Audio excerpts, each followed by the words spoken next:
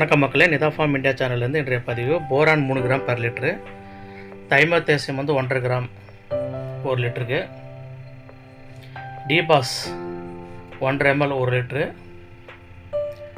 மவுண்டோ energy 1.5 ml 1 litre, karate 1.5 ml to 2 ml 1 litre. அது போக இது ஒரு 4 செட்டாக பிரிச்சிருக்கேன். ஹிட் செல்லு, ஆல்ஃபா கார்டு, ஆல்ஃபா மைத்ரேனு, அந்த மாதிரி நிறையா மருந்தெல்லாம் நான் போட்டிருக்கேன். நம்ம பின்னாடி இந்த வீடியோட பின்னாடி கூட உங்களுக்கு படமெல்லாம் போட்டிருக்கேன். நீங்கள் பாஸ் பண்ணி எல்லாமே பார்க்கலாம்.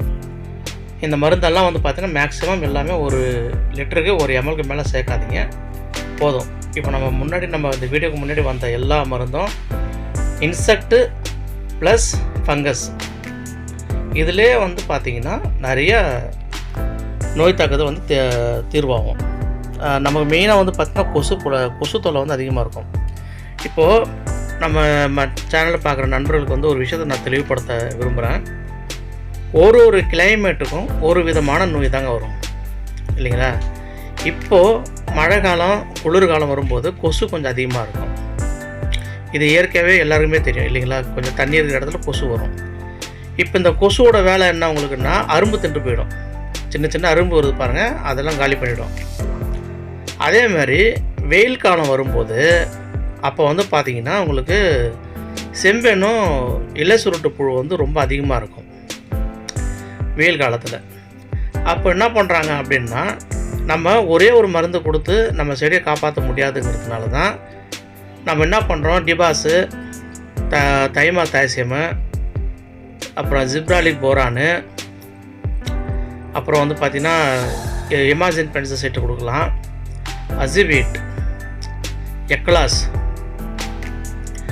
அப்புறம் சாப் பவுட்ரு, இதெல்லாம் நம்ம கொடுக்க வேண்டிய மருந்து. கொஞ்சம் கொஞ்சமாக ஒரு 2-3 மருந்தாக எடுத்து இப்படி பிரித்து நம்ம கொடுக்கலாம். இப்போ துளிர் வரணும் அப்படின்னும்போது நீங்கள் என்ன பண்ணலாம் அப்படின்னு பார்த்தீங்கன்னா, ஒரு டேங்க்கு இந்த இன்செக்ட் ஆசிடும் ஃபங்கஸ் ஆசிடும் நீங்கள் வந்து கலந்து அடிக்கும்போது ஒரு டேங்க்குக்கு அதிகபட்சமாக 50 கிராம். நான் மறுபடியும் இந்த வார்த்தையை நான் மென்ஷன் பண்ணுறேன், நோட் பண்ணிக்கிங்க. ஒரு டேங்க்குக்கு 50 கிராம் NPK 19. இதில் 3 எலிமெண்ட் இருக்குது. நான் உங்களுக்கு ஏற்கனவே நம்ம வீடியோவில் நான் நிறையா தடவை சொல்லியிருக்கேன். அதில் நைட்ரஜன், பாஸ்பரஸ், பொட்டாஷ், இந்த 3 எலிமெண்ட்டு நம்ம செடிக்கு ரொம்ப ரொம்ப முக்கியம். நீங்கள் வந்து தெளிக்கும் போது ஒரு 25 கிராம் மினிமம், மேக்ஸிமம் 50 கிராம் மேலே போடுறாதீங்க, ஓகேங்களா? எல்லா ஃபங்கஸ் அண்ட் இன்செக்ட் ஆசிட் அடிக்கும்போது இந்த 19 சேர்த்துக்குங்க. கூடவே 1 லிட்டருக்கு 1 கிராம் 1 மில்லிகிராம் அளவில் ஜிப்ராலிக் போரான்னு சேர்த்துக்குங்க. இதில் போரான் வந்து நம்ம சேர்த்துக்கலாம், ஜிப்ராலிக் மட்டும் கொஞ்சம் ஆல்டர்னேட் டேஸில் கொடுத்தா கூட ஓகே தான். ஏன்னா ஊட்டச்சத்துங்கிறது வேறு, ஹார்மோன் டெவலப்மெண்ட்டு அப்படிங்கிறது வேறு. ஏன்னு கேட்டிங்கன்னா, இப்போ இந்த ஜிம் பாடி பில்டர் பண்ணும்போது அவங்க வந்து பார்த்திங்கன்னா நிறைய ஊட்டச்சத்து எடுக்க மாட்டாங்க, ஹார்மோன் தான் எடுப்பாங்க. இந்த ஹார்மோன் என்ன பண்ணணுன்னா ஃபாஸ்ட் க்ரோத் பண்ணும் எல்லாமே. அப்போது ஜிம்மில் இருக்கிறவங்களுக்கு என்ன வேணும், மசில்ஸ் வந்து ஃபாஸ்ட்டாக வந்து க்ரோத் ஆகணும்.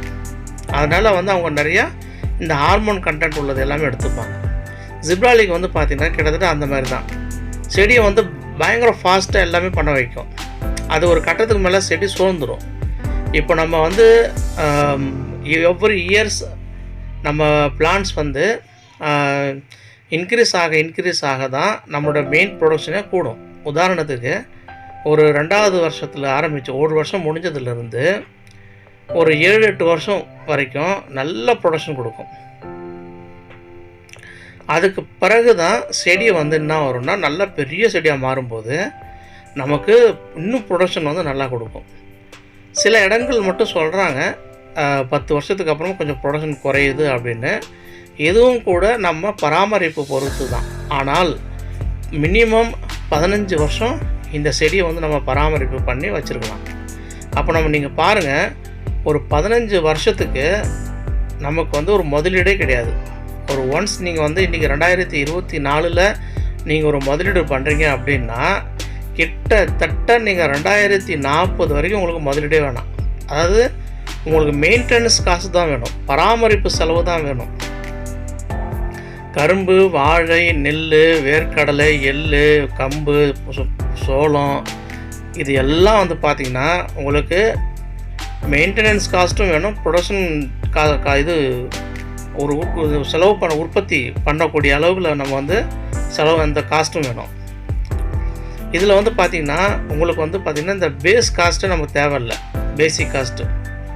அப்போது நமக்கு வந்து மெயின்டெனன்ஸ் பண்ணிட்டாலே போதும். அப்போ நம்ம அந்தளவுக்கு வந்து இந்த செடி வந்து ஒரு வரப்பிரசாதம் மாதிரி தான் ஒரு விவசாயிக்கு. மல்லி வந்து பார்த்திங்கன்னா சில மண், சில இடம், சில காலம், சில சூழலில் வந்து கொஞ்சம் ப்ரொடக்ஷன் வந்து எல்லாருக்கும் ஒரே மாதிரியாக வந்துடாது. சிலருக்கு கூடும், சிலருக்கு குறையும் இல்லைங்களா? அப்போது இந்த குறையும் போது நம்ம மண்ணுக்கு இவ்வளோ தான் இருக்குது அப்படிங்கிற ஒரு தாட்டு வந்ததுன்னா உங்களுக்கு நீங்கள் என்ன பண்ணலான்னா கொஞ்சம் பரப்பளவு கூட்டிக்கலாம். இடம் இருந்தால் ஒரு 30 சென்ட்டுங்கிற இடத்துல இன்னும் ஒரு 10-20-30 சென்ட் நீங்கள் கூட்டிக்கலாம். அப்படி கூட்டும்போது 60 சென்ட் வந்து நீங்களால் பூ பறிக்கிறதுக்கு ஆள் இல்லை அப்படின்னா உரம் வைக்கிறீங்க இல்லைங்களா, அடி உரம், அதை வைக்கும்போது மட்டும் என்ன பண்ணுங்கள், டிஃப்ரெண்ட் பண்ணுங்கள். ஒரு வாரம் முன்ன பின்ன வைங்க. ஏன்னா உரம் வச்சா தான் நம்ம செடி வந்து உங்களுக்கு அரும்பு வந்து புதுசாக துளிர் வரும், துளிருக்கு அப்புறம் அரும்பு, பூ அப்படி வரும். நீங்கள் எந்த அளவுக்கு வந்து நீங்கள் டிலே பண்ணி வைக்கிறீங்களோ, கொஞ்சம் முன்ன பின்ன வைக்கிறீங்களோ அதுக்கேற்ற மாதிரி தான் உங்களுக்கு வந்து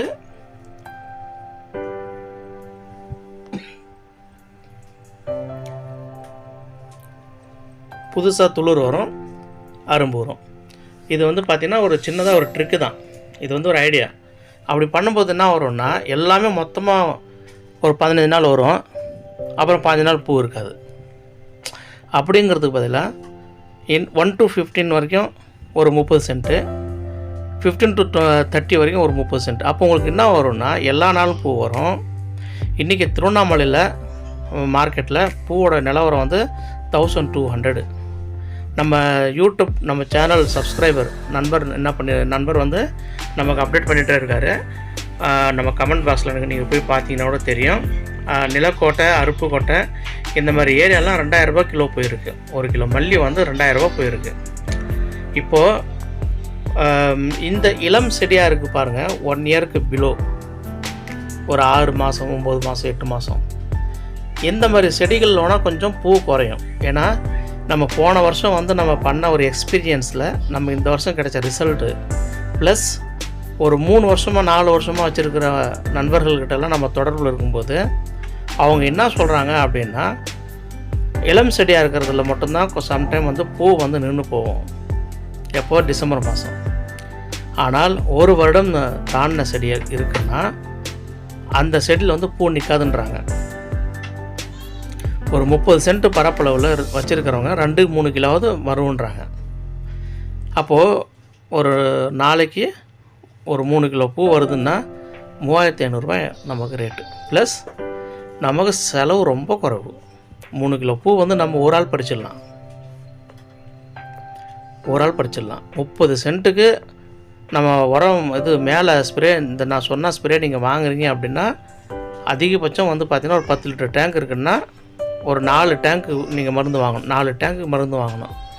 4 டேங்க்கு நீங்கள் மருந்து வாங்குறீங்கன்னா ஒரு 2000 ரூபா கூட ஆகாது. 2000 ரூபான்ற 500 ரூபா கூட ஆகாது. ஒரு வாரத்துக்கு நான் சொல்கிறேன். மாதத்துக்கே உங்களுக்கு வந்து 2500 இருந்தால் போதும். ஒரு மாதத்துக்கே மேலே ஸ்ப்ரே. கீழே வந்து 20-013 ஃபேக்டாம்பாஸ் வந்து பார்த்திங்கன்னா ஒரு மூட்டை வந்து 1200 ரூபா. பொட்டாஷ் வந்து ஒரு 10 கிலோ வாங்கிக்கிங்க. டிஏபி ஒரு 5 கிலோ 10 கிலோ வாங்கிக்கிங்க போதும். என்பிக்கு ஒரு 5-10 கிலோ வாங்கிக்கிங்க. வாங்கி நல்லா மிக்ஸ் பண்ணி போட்டு விடுங்க ஒரு மாதத்துக்கு. இது எல்லாம் சேர்த்தா ஒரு 2000 ரூபா வரும். இது ஒரு 2000 மொத்தம் ஒரு 5000 ரூபா வரும். இப்போ நீங்கள் இந்த மாதிரி ப்ரொடக்ஷனில் 2 நாள் நமக்கு இந்த மாதிரி ஒரு 3 கிலோ பூ வருதுன்னு வச்சுக்கோங்க ஒரு நாளைக்கு. 2 நாள் காசு போதும். உர செலவும் மேலே ஸ்ப்ரே செலவு ஒரு மாதத்திற்கு உண்டானது. மீதி இருக்கிற 28 நாள் நமக்கு லாபம்தான். எல்லாம் வரும், காலம் வரும், நேரம் வரும். ஆனால் நம்ம செடி வந்து கொஞ்சம் நல்லா வளரணும். செடியோட கணம் இருக்குது பார்த்தீங்களா, சுத்தளவு வந்து நல்லா வந்து பெரிய லெவலில் இருக்கணுங்க. அப்போ தான் பூ வந்து வரும். நிறைய பிரான்ச் எடுத்துருக்கணும். சின்ன சின்ன பிரான்ச் இருக்குது, செடி சின்னதாக இருக்குன்னா கொஞ்சம் அதுக்கேற்ற மாதிரி தாங்க பூ வரும். அதனால் அது வளர்கிற வரைக்கும் நம்ம கொஞ்சம் காலம் கொஞ்சம் எடுத்துக்குங்க. நம்ம அது வரைக்கும் கொஞ்சம் நம்ம வந்து வெயிட் பண்ணி தான் ஆகணும். வராதுன்னு நினச்சி நம்ம வந்து மனம் தளர வேண்டாம். என்னுடைய பர்சனல் எக்ஸ்பீரியன்ஸில் நான் சொல்கிறேங்க, நம்ம கொஞ்சம் காலம் 1 வருஷம் நம்ம வந்து போகுமே தவிர, ஆனால் ஒரு நாள் நம்ம செடி நல்லா வளர்த்துட்டோம்னா ஃபேக்டாமஸ் போடுங்க. NPK, ஃபேக்டாமஸு, பொட்டாஷு, இதெல்லாம் மெயின். பொட்டாஷ் தான் மெயின். நீங்கள் எங்கே உலகத்தில் எங்கே போய் மல்லிகைப்பூ கேளுங்க, பொட்டாஷ் போடணுமான்னு கேட்டு பாருங்கள். முதல்ல சஜஸ்ட் பண்ணுறது பொட்டாஷ் தான் சொல்லுவாங்க.